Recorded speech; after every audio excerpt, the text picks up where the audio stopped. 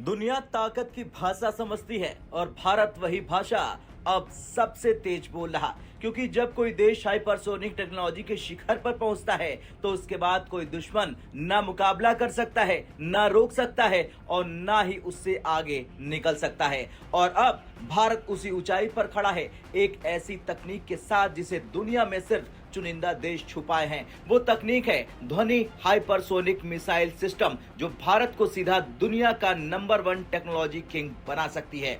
दरअसल ठीक 1 महीने पहले हमने आपको बताया था भारत तक पर कि भारत ने 27 से 29 अक्टूबर के बीच एक नोटम वार्निंग जारी की थी। इसका मतलब था कि इन दिनों में भारत अपनी सबसे ताकतवर मिसाइल यानी कि ध्वनि हाइपरसोनिक क्रूज मिसाइल का टेस्ट करने वाला था। यह टेस्ट एक सामान्य मिसाइल टेस्ट नहीं था, यह वो टेस्ट था जो भारत को दुनिया के सबसे एक्सक्लूसिव क्लब में शामिल कर देता है, हाइपरसोनिक टेक्नोलॉजी को मास्टर करने वाले देशों के क्लब में। और इस क्लब का अभी तक एक ही सदस्य था, वो है रशिया। लेकिन ये टेस्ट उस समय नहीं हो पाया, कारण चीन। हाँ, चीन के कई जासूसी जहाज हिंद महासागर में घूम रहे थे। भारत इस क्रांतिकारी तकनीक का टेस्ट करते वक्त एक भी डेटा चीन के हाथ नहीं लगने देना चाह रहा था और इसी वजह से भारत ने टेस्ट को टाल दिया।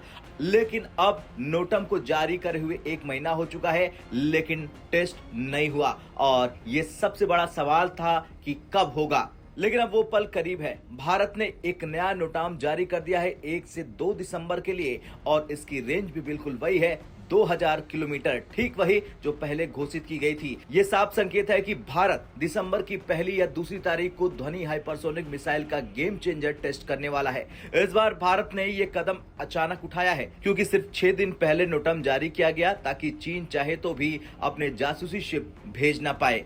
अगर ध्वनि हाइपरसोनिक मिसाइल का ये टेस्ट सफल हो गया तो ये भारतीय सैन्य इतिहास का सबसे महत्वपूर्ण दिन बन जाएगा, क्योंकि इसका मतलब होगा कि भारत अमेरिका और चीन दोनों को हाइपरसोनिक रेस में पीछे छोड़ देगा। भारत मिसाइल टेक्नोलॉजी में रूस के बराबर खड़ा हो जाएगा।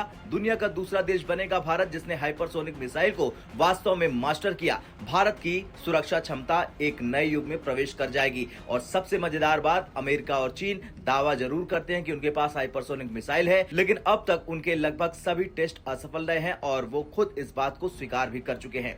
अब हाइपरसोनिक सिर्फ तेज नहीं होता, ये स्पीड नहीं, ये एक सिविलाइजेशन लेवल टेक्नोलॉजी है। ध्वनि मिसाइल की संभावित रफ्तार मैक 10 प्लस है, यानी 12,000 किलोमीटर प्रति घंटे से भी ज्यादा। मतलब दुश्मन को पता भी नहीं चलेगा कि मिसाइल कब चली और कब उसके टारगेट को उड़ा दिया। इसे रोका नहीं जा सकता, न ट्रैक किया जा सकता है, न गिराया जा सकता है। दुनिया में इसका कोई करके परेशान है। वहीं पाकिस्तान के लिए ये एक रात का बुरा सपने जैसी सिचुएशन बन गई है। आज भी पाकिस्तान ब्रह्मोस को रोकने के तरीकों में फंसा हुआ है, लेकिन भारत अब ब्रह्मोस नहीं, ब्रह्मोस का दादा लेकर आया है।